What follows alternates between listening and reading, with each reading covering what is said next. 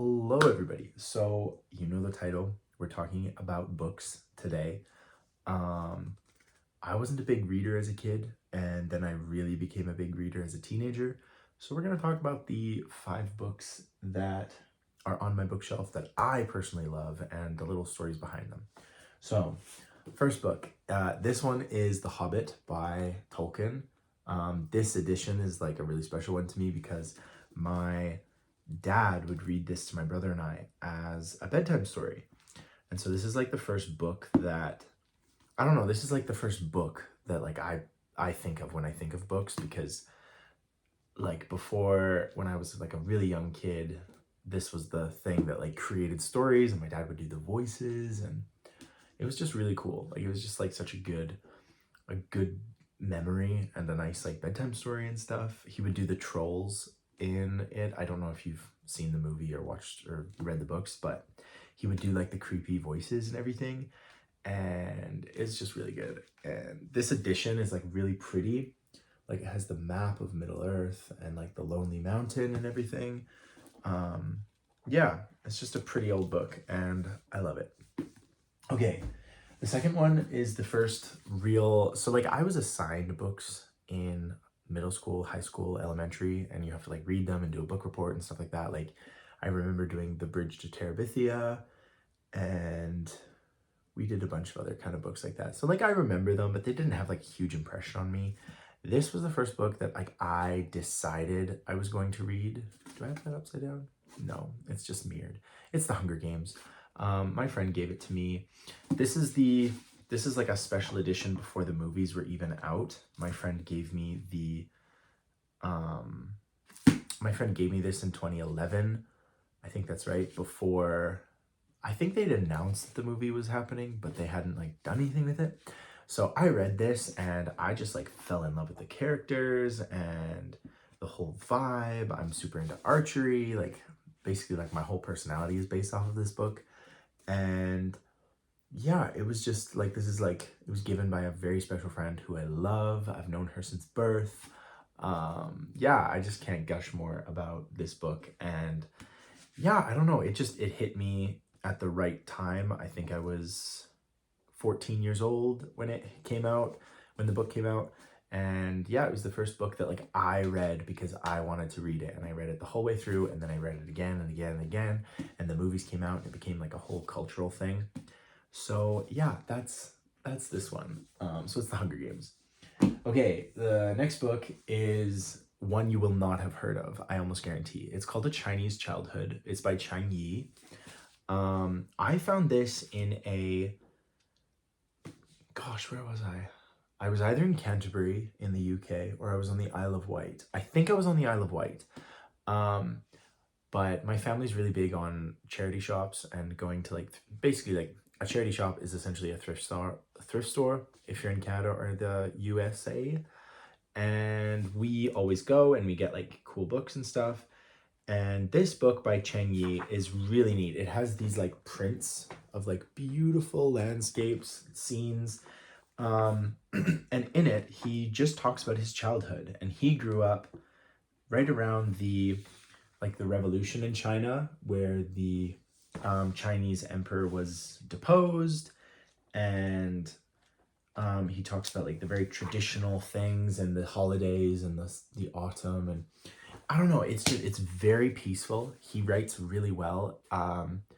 Cheng Yi is also the author of a whole bunch of books called The Silent Traveler in blank. So I've got a few of them. There's A Silent Traveler in London, A Silent Traveler in San Francisco, A Silent Traveler in New York, A Silent Traveler in Edinburgh, in Paris. There's a whole bunch of them. And he is just a really good author. He lived a really amazing and interesting life. I love the way he writes. He writes so beautifully. He's a poet, an artist, and an author, so he kind of combines it. So he'll have his poems thrown in here. He'll have his paintings. And then he's just such a good writer.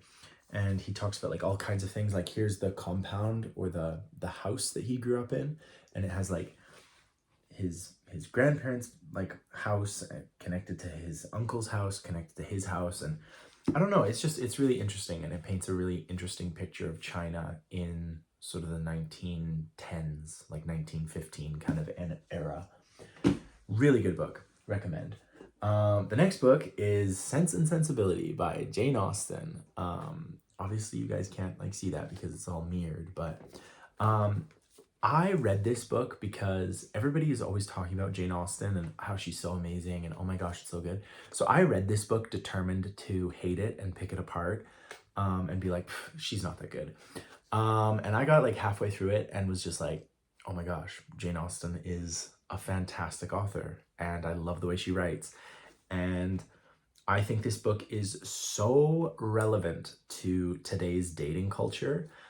So in it, it centers around sort of these sisters, and I think the main one's name is Elizabeth, or Eleanor.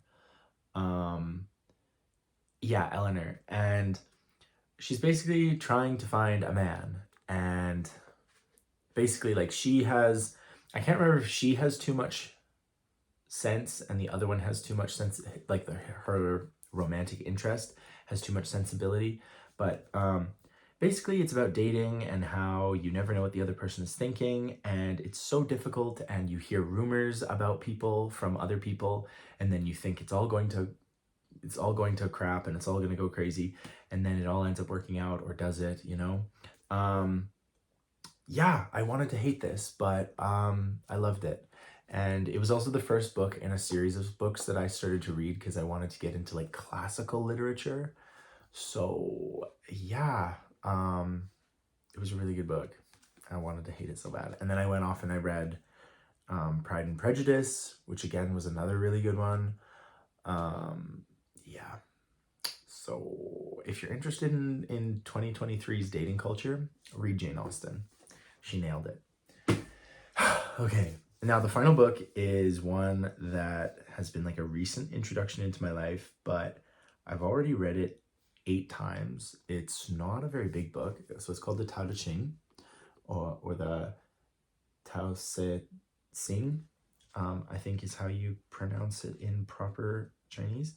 It's by this guy named Lao Tzu, and you might know this, you might not, but I'm just saying it for posterity. Lao Tzu is considered the father of like ancient Taoism or Taoism. I think it's pronounced either way, but I think it's supposed to be pronounced Taoism. Anyway, so yeah, it's called the Tao Te Ching, and it's essentially a Chinese philosophy about going with the flow, not resisting life, not falling into the pitfalls of attachment and emotion, living in the present, being present, very mindful, meditation.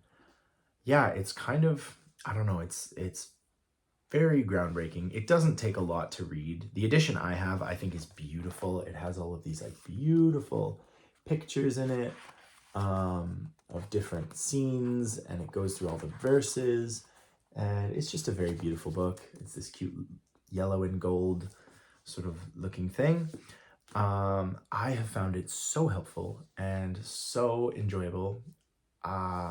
It's probably the newest book in this collection of stuff that I've shown you today, but I really love it. I think it's really good. I recommend Taoism to anybody who is anxious or has anxiety or deals with being stressed or over encumbered, or your mind wanders and wanders and wanders. This is the book that you need to start with. And then I've got like a million other books that you definitely should read because they're so good. But yeah, thank you guys for watching. I hope you enjoyed this. Let me know if you've read any of these books. And now that you know that these are the 5 books that I find the most, I don't know, influential in my life, now you can recommend books to me that then I can go off and read. So like if you're thinking like, oh, he read The Hunger Games, like he really should read this, please let me know because I would love to read your suggestions. Yeah, that's about it, guys. Thank you for watching. I hope you have a beautiful day, a beautiful year, a beautiful life. I will see you tomorrow.